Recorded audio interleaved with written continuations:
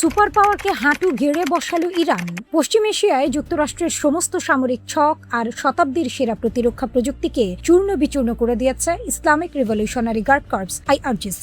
মার্কিন বোমারু বিমান টানা 10 দিন ধরে ইরানের ভূখণ্ডে তাণ্ডব চালানোর চেষ্টা করলেও ময়দানের আসল চাবিকাঠি এখন তেহরানের ইস্পাত কঠিন মুঠোয়।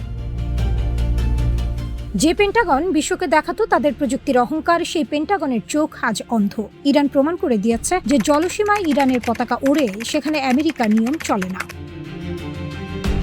কুয়েত থেকে বাহরাইন, রাডার অন্ধ করে পারস্যের নিখুঁত তাণ্ডব। ইরানি সংবাদ সংস্থা তাসনিম নিউজ এজেন্সির বরাতে জানা গেছে, কুয়েতের ঐতিহাসিক আহমেদ আল জাবের বিমান ঘাঁটিতে আমেরিকান বাহিনীর সমস্ত চোখ কান একেবারে স্তব্ধ করে দেওয়া হয়েছে। IRGC এর দূরপাল্লার মিসাইল এবং আত্মঘাতী ড্রোনের জোড়া আঘাতে মার্কিন বাহিনীর একের পর এক অত্যন্ত সংবেদনশীল রাডার ও প্রতিরক্ষা ব্যবস্থা এখন স্রেফ ভস্মীভূত ধাতব স্তূপ।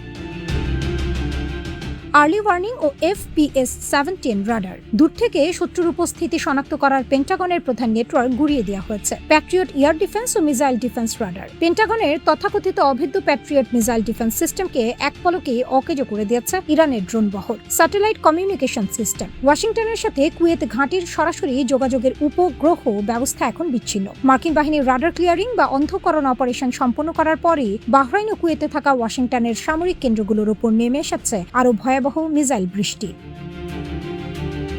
হরমুজ প্রণালীতে আগুনের শিখা, নির্দেশ অমান্য করলেই ধ্বংস।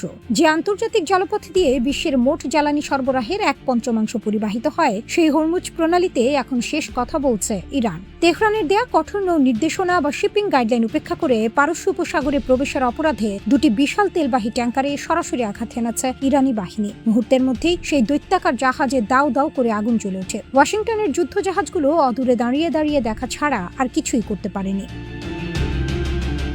যে ওয়াশিংটন কিছুদিন আগেও ইরানের ওপর শতভাগ কর্তৃত্ব দেখানোর দম্ভ প্রকাশ করত, তারা এখন প্রকাশ্যে স্বীকার করছে যে তাদের পক্ষে আর বিশ্ব বাণিজ্যের পাহারা দেওয়া সম্ভব হচ্ছে না। আমেরিকাকে একা কেন পুরো পৃথিবীর সমুদ্রপথ পাহারার বোঝা বইতে হবে? যে দেশগুলোর জাহাজ এই প্রণালী দিয়ে যাতায়াত করে তাদের অবিলম্বে এগিয়ে আসা উচিত এবং অন্তত মার্কিন সামরিক খরচের আর্থিক যোগান দেওয়া উচিত। মার্কিন পররাষ্ট্রমন্ত্রী মার্কো রুবিও, এমনকি হোয়াইট হাউস এখন আন্তর্জাতিক জাহাজের ওপর 20% পর্যন্ত টোল বসানোর মতো হাস্যকর ও চরম মরিয়া পদক্ষেপ নেওয়ার কথা ভাবছে। অন্যদিকে আলোচনার দরজায় কড়া নেড়ে বারবার শান্তির আকুতি জানাচ্ছে তারা। কিন্তু শর্তহীন আর অপমানজনক কোনো চুক্তি যে তেহরান মেনে নেবে না, তা পারস্যের সিংহরা তাদের মিসাইলের গর্জনেই পরিষ্কার করে দিয়েছে। মধ্যপ্রাচ্যের মার্কিন ঘাঁটিগুলোকে ব্যবহার করে পেন্টাগন যে দীর্ঘমেয়াদী যুদ্ধের ফাঁদ পেতেছিল, আজ সেই ফাঁদেই তারা নিজেরা বন্দী। আমেরিকান সেনারা জর্ডান, কুয়েত ও ইরাকে আহত। তাদের আকাশ প্রতিরক্ষা ব্যবস্থা গুড়িয়ে গেছে আর হরমুজ প্রণালীর পূর্ণ নিয়ন্ত্রণ হাতছাড়া হয়ে গেছে। ওয়াশিংটন ভেবেছিল তারা বিমান থেকে বোমা ফেলে ইরানকে হাঁটু গেড়ে বসাবে, কিন্তু 10ম দিনের শেষে এসে বিশ্ব দেখছে ক্ষমতার মূল হ্রাস এখন ইরানের হাতে, আর সুপার পাওয়ার আমেরিকা কেবল পেন্টাগনের ক্ষয়ক্ষতির হিসাব মিলিয়ে চলেছে।